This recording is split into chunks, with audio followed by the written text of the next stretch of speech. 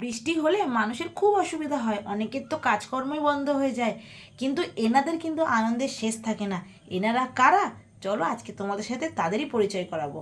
Hey guys, welcome back to my channel. আশা করছি তোমরা সবাই ভালো আছো, আমি অনেক ভালো আছি। আর আজকে আমি ভিডিও শুরুতে যাদের সাথে তোমাদের পরিচয় করাবো, তারা আমাদের ছাদটাকে একদম অপূর্ব সুন্দর করে রেখেছে। তাদের জন্য ছাদে যেতে মন চায়, এত ভালো লাগে কি বলবো। তার আগে বলবো, যারা যারা আমার চ্যানেলে নতুন আছো তারা চ্যানেলটি সাবস্ক্রাইব করে দাও, আর পাশে থাকা বেল আইকনটি প্রেস করে দাও। যখনই আমি কোনো ভিডিও ছাড়বো তোমাদের কাছে নোটিফিকেশান চলে যাবে। বর্ষাকালের জন্য তো আমার মা অপেক্ষা করে থাকে, কবে বর্ষা হবে, তারপরে নার্সারি থেকে গাছগুলো এনে একেবারে তার জায়গা মতো তাদেরকে বসিয়ে দেবে।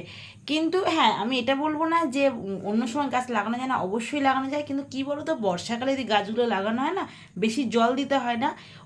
অন্য সময় মানে গরমকালে শীতকালে যদি গাছ বসানো হয় তখন কি হয়, সকাল বিকাল জল দিতে হয়, আর অত্যাধিক রোদ্দুর কিন্তু গাছ মরেও যায়।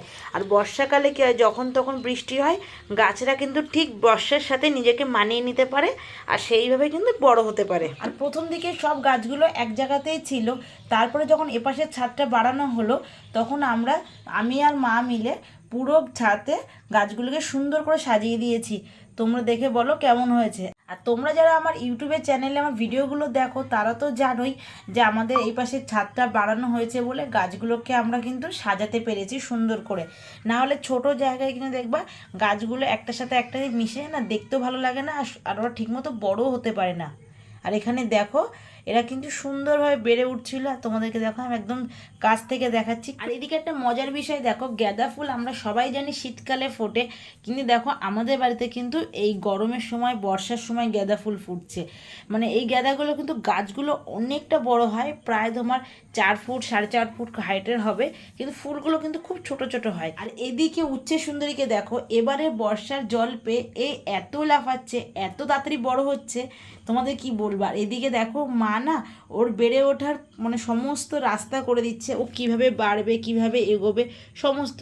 আর এদিকে দেখো উচ্ছেও কিন্তু ধরেছে, ছোট্ট ছোট্ট উচ্ছের পাতা দিয়েও মা বড়াও করে, আবার এই উচ্ছেগুলো ভাজাও খায়, সেদ্ধও খায়। আর সত্যি কথা বলতে তেতো তো আমি একদম পছন্দ করি না, তার জন্য জোর করে খেতে হয়, কারণ যতই হোক স্বাস্থ্যের জন্য তো ভালো, খেতে তো আমাদের হবেই। সেই কারণে মা কী করেছে, বাড়িতে থানকুনি গাছও লাগিয়েছে, মানে টবে লাগিয়েছে, থানকুনি পাতার বড়া করে। তোমরা কে কে তেতো খেতে ভালোবাসো অবশ্যই কমেন্ট করে, আর কে কে পছন্দ করো না সেটা তো অবশ্যই কমেন্ট করবে, কারণ তোমরা তো আমার দলে হবে। এছাড়া রয়েছে আমাদের বাড়ির সবচেয়ে বেশি পরিমাণে যে গাছ, মানে প্রচুর প্রচুর বলতে পারো তোমরা, সেই গাছ রয়েছে, সেটা হচ্ছে টাইম ফুল গাছ। তোমরা যদি টাইম ফুলের অন্য করে নাম জেনে থাকো অবশ্যই আমাকে কমেন্ট করে কিন্তু জানাবে। আমি টাইম ফুল গাছ জানি, মানে টাইম ফুল বলে জানি, তাই জন্য টাইম ফুল বলছি।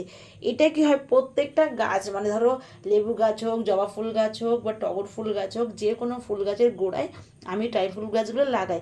ওটা কিন্তু আমার লাগাতে খুব ভালো লাগে, এত পরিমাণ যেহেতু টাইম ফুল গাছ, আর যখন ফুল ফোটে আর সকালটা অপূর্ব লাগে দেখতে, পুরো ফুলে ফুল থাকে। আর আমার কাছে আপাতত এখন দুটো কালারই আছে, সেটা হচ্ছে সাদা কালার আর রানী কালার। এই গাছগুলি ছাড়াও কিন্তু আমাদের বাড়ি বিভিন্ন কালারের জবা গাছ আছে, লাল জবা, নীল জবা, পিঙ্ক কালারের জবা, তারপর হচ্ছে থোকা জবা। কি বন্ধুরা, শুধু ভিডিওটি দেখলে হবে? তোমাদের বাড়িতে কী কী কালারের জবা আছে অবশ্যই আমাকে জানিও। ভিডিওটি এই পর্যন্ত, সবাই ভালো থেকে সুস্থ থেকো, টাটা।